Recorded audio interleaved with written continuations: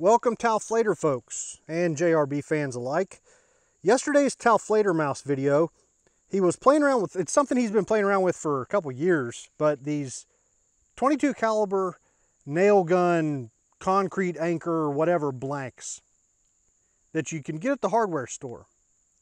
And using these to shoot 22 caliber pellets out of a 22 caliber gun.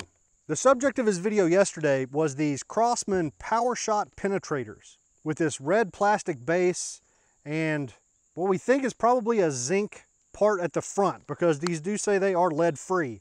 So they weigh 16.7 grains, and he was shooting them out of a little 12 gauge to 22 conversion chamber, and they were actually flying, it seemed like. He had all the cool Tauflader mouse slow-mo stuff on these, and they seemed to be flying. So he put out a call for anybody who could chronograph these to do so. So that's the plan for today. I've got my Ruger 1022. I've picked up 3 different power levels of these blanks. Mine are DeWalt branded, and he was using something else, but these have the same Super X head stamp. They use the same color code, so I assume they're probably made by the same people and just sold under different brands. But I got some of the 2s, the 3s, and the 4s. So I want to test velocity and accuracy with each of these and see what happens. So this is basically putting a blank behind a barrel obstruction. It doesn't seem safe at all. And I like the thought of blowing my face off with a 22 after all of the goofy stuff we've done with centerfire stuff on this channel. So if this blows my face off, I give everyone permission in advance to laugh their ass off. So I pulled out my cleaning rod and marked it at a depth where I can basically muzzle load these pellets and then push them down to this mark. And it leaves the pellet slightly engaged in the rifling. Some of their earlier tests, especially with lead pellets, the skirt would separate and weird crap would happen and really bad leading would happen if they put it down too far or tried to get it right up in front of the blank. So the pellet's going to be setting out, engaging the rifling, and that's what seems to be working best. This does seem incredibly dangerous, but it doesn't seem any worse than like a cannon. I mean, if they can put a freaking 24-ounce beer can in front of a 223 blank, you'd think we could put a 16.7 grain pellet in front of a 22 grain blank without killing ourselves, but I don't know. We'll find out. So to start out, our target is at 10 yards, so let's get set up. All right, we're starting out with the wimpy little number 2s. See what happens.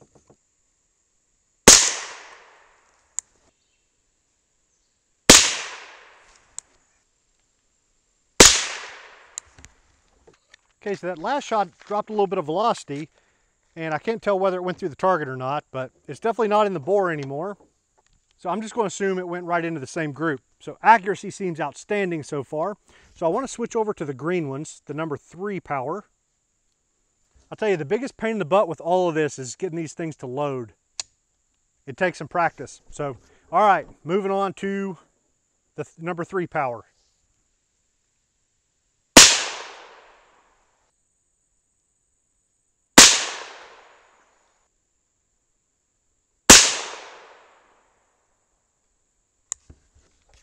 Okay, next up are the number 4 power. See if they'll group.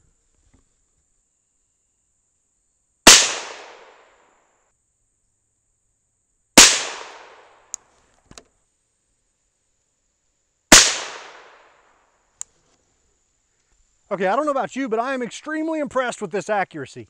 These guys are flying very well.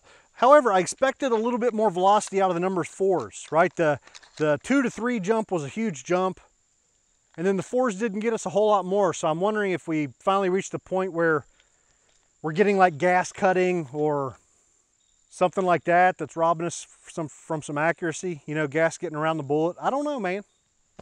But let's move the target to 50 yards and see if these guys will fly all the way out to 50. Okay, our target is at 50 yards now. Let's shoot a 5-shot group with the number 2 power ones. So the lower power ones that seem to group the best. I switched to a larger orange dot, so hopefully I can see this. Out here at 50 yards, my crappy eyesight comes into play a lot. So I don't know, let's see. We should be able to tell if they group.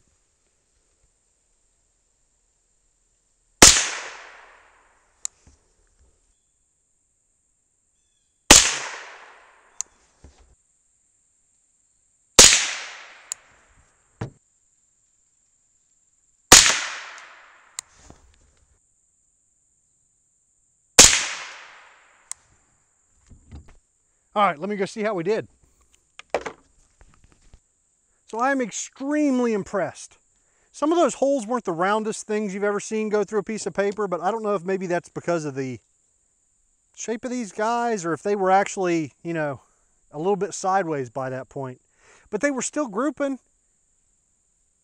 That was pretty close to about as good as I was shooting because I didn't bring out a rear bag, and this is a little bit wobbly rest. So I feel like I could probably tighten those up a little bit.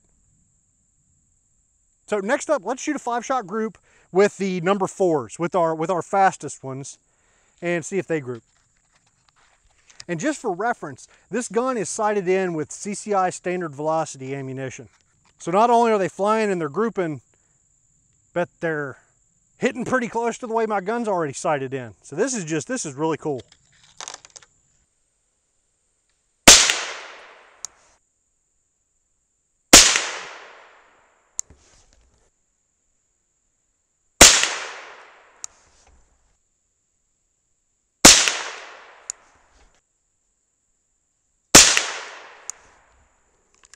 Okay, let's go see how we did.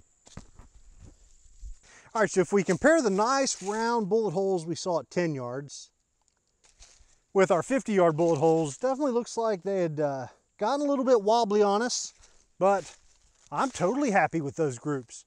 I've shot 22 long rifle ammo that didn't shoot that well at 50, so I'd have to call this a total success. All right, so the velocities were silly, but they weren't quite as silly as I was thinking, or as I think Tailflater Mouse thought they might be. I wasn't keeping track as we shot here, but what were these, 2150, 2200 feet per second with the number 4s? That's still pretty darn impressive. So if this is your first time stopping by the channel and you have an interest in reloading, we'd love to have you as a subscriber. If you want to help support what I do, you can find me at patreon.com/reloading, and you can find Tailflater Mouse on Patreon as well. So see you guys next time.